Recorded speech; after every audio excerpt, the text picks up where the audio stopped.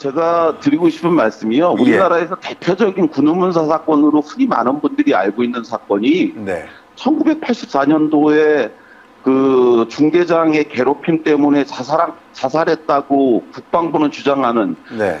좌우 가슴에 한 발씩 그리고도 죽지 않자 머리에다가 한 발을 쐈다고 그래서 사람이 어떻게 세 발이나 자기 몸에 대고 자살을 할 수 있냐는 허언근 사건. 네.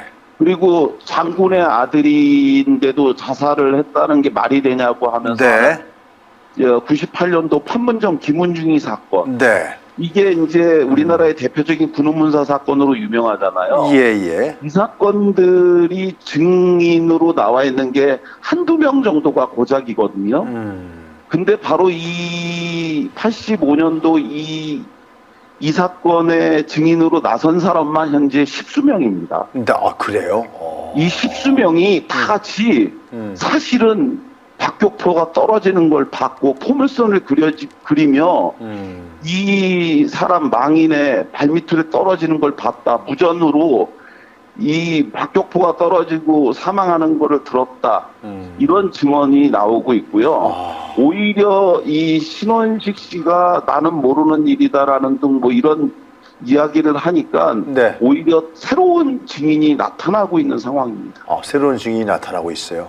우리 이연에 증언하지 않았던 사람까지도 다시 나타나서 네. 뭐 해도 너무한다라고 하면서 증언자가 나타나서 네. 오마이뉴스에 나타나서 그 사실은 당시에 무전병으로 있었던 사람이 나타나서 네.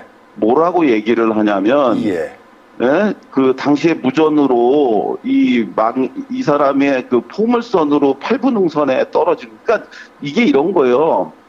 당시에 이 신원식 씨가 중대장으로 있으면서 당시에 화기소대장으로 포를 쏜 사람은 따로 있었어요. 그 사람조차도 원래는 이 화기소대장이요.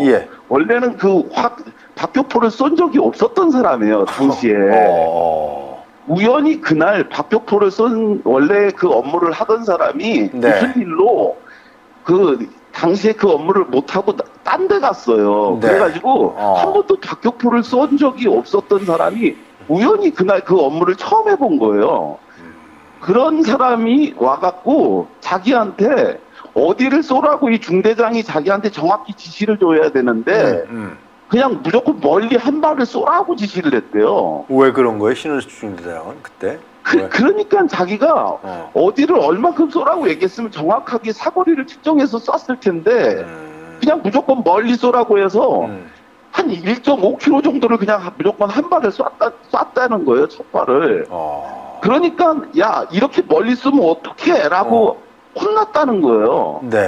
그래서 그 다음에 두 번째를 짧게 쏴야 되겠구나 해서 짧게 쏘라고 두 번째 지시를 했더니 그걸 쏘는 사수가 이거 너무 짧습니다라고 하니까 야 짧게 쏘라면 쏘지 뭔 말이 많아 하고 그 쏘는 사람한테 조인트를 까니까 그렇게 쏘는 게 너무 짧게 쏴버리는 바람에 사고가 난 겁니다. 신원식 중대장이 그러니까 짧게 쏘라고 명령을 내렸다는 거죠. 그러니까 그거를 화기소대장이 두 번째를 너무 짧게 쏴버리는 바람. 그래서 그 화기소대장이 이것 때문에 사고가 났구나 하고 이 사람은 얘기를 하는 마당에 그러니까 화기소대장조차도 내가 쏜 것 때문에 사고가 났구나라고 인정하고 있는 상황이니까 모두가 다 인정하는데 혼자만 인정을 안 하는 거예요. 신원식은 뭐라 그러는 겁니까?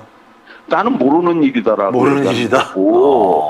부인을 하는데 모든 사람들이 다 인정을 하고 있는 상황인 거죠. 그러니까 이 지금 상황이 뭐냐면 이런 부분에서 오마이뉴스에 그 사람이 우리 이연의 그 당시 무전병은 조사에 참여하지 않다가 이런 그 방송에서 나와서 이제 이 부인하고 있는 이런 모습을 보고 그 뒤늦게 우리 이연에 진술하지 않았던 그 무전병이라는 사람이 나와서 하는 말이 TV에서 나와서 그 말하는 신원식 의원을 보니까 그 양반 해도 참 너무 너무 한다 싶습니다. 지금 60대가 된 그분이 하는 그 당시에 무전병이었던 그 중대장의 무전병이었던 그분이 마지막으로 하고 싶은 말이 뭐냐고 물어보니까 기자가 물어보니까 지금 60대가 된 그분 하는 말이 예. TV 보도를 보면서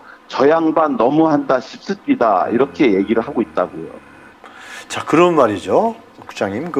네. 이 군 사망자 사고 진상 규명위원회에서 이것이 불발탄이 아니라 박격포에 대한 오발에 의해서 우리 안타까운 이병이 순직한 거다라는 게 밝혀지지 않았습니까? 그건 분명한 사실이죠. 예. 그렇기 때문에 이거에 대한 책임 문제는 어떻게 가는 겁니까? 지금은 공소시효가 끝났기 끝났죠. 때문에 예. 사실은 지금 상태에서는 뭘 더 할 수 있는 건 없고 다만 진실이라도 밝혀야 되는 건데요. 사실은 이걸 방송상으로 20분 내에 다 풀어서 얘기하기는 곤란하니까 네. 지금이라도 진실을 밝히는 건 중요한데 제가 중요한 거 몇 가지만 말씀드리면 그러시죠. 예. 정말 기가 막힌 건 이런 겁니다. 네. 그 최수근 해병대 사건을 네. 보면서 사실 좀 부러워요. 해병대 최수근 사건은 지금이라도 그것도 굉장히 심각한 문제지만 네. 그건 그렇게라도 진실을 밝히기 위해서 애쓰는 걸 보면 참 부럽다. 네. 왜냐하면 이 사건은 그거보다도 정말 더 못지않게 중요한 건데요. 네. 이 숨진 일병의 가족들 사연을 보면 정말 너무 가슴이 아파요. 그렇겠죠. 아유. 이 장남을 잃은 이 아버지가 말이죠. 예. 아들을 영문도 모르고 잃은 후에 예. 3일장도 아니고 이틀 만에 장례를 치릅니다. 아들을 잃고 바로 다음 날 영문도 알려주지 않고 바로 장례를 치러버렸어요. 예. 그리고 나서 이 아버지는 네. 상봉터미널로 가서 몇 달 동안 아들이 다녔던 부대에 오뚜기 마크를 단 군인만 보면 달려가서 예. 내 아들을 아냐고 물어봤대요. 그러니까 그 오뚜기 마크를 단 8사단 그 군인들이 입단속을 지시받아서 모른다고 다 부인을 했는데 그 군인들이 38년 동안 그 미안함에 떨다가 이번에 진술을 해준 거예요. 와서. 네. 그 이야기를 하면서 이 아버지가 지금도 살아있답니다. 살아계시네요. 85세가 됐는데 이 작은 아들이 이 아버지한테 얘기를 못 해주고 있대요. 충격받아서 돌아가실까봐 아버지 지금은 이제 마침내 우리 형이 사실은 불발탄이 아니라 맞아서 죽었다는 얘기를 해드리고 싶은데 네. 돌아가실까봐 말을 못 해주고 있다고. 네.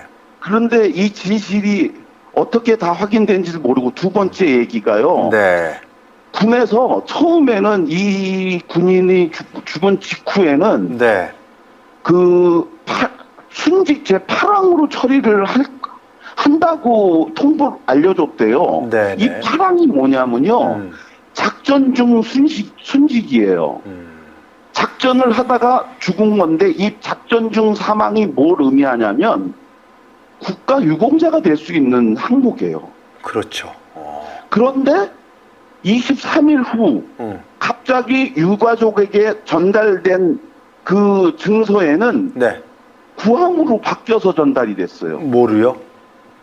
8항에서 구항으로 바뀌었는데 구항, 그 구항이 뭐냐면 고의 또는 과실이 아닌 사고 사망으로 바뀐 거예요. 나쁜 놈들이네, 진짜. 이게 뭐냐면 사고로 인한 단순 사망인 거예요. 그걸로 인해 국가 유공자가 안 됐어요. 그냥 국립묘지로 단순 안장만 되는 걸로 바뀌어버린 거예요. 그거부터 바로 잡아야겠군요. 그래서 저희 위원회가 이분에 대해서 이번에 박격포 사고로 사망한 걸로 확인하고 네. 국방부에다가 이거를 다시 바꿔달라고 권고하는 것으로 저희가 이번에 통보를 했습니다. 그렇군요. 그런데 만약에 이번에 신원식 씨가 장관이 되면 네. 이거 바꾸기가 어려워집니다. 장관이 왜냐하면 이거에 대한 최종 권한이 국방부 장관에게 있거든요. 네. 이런 문제가 있어요. 네.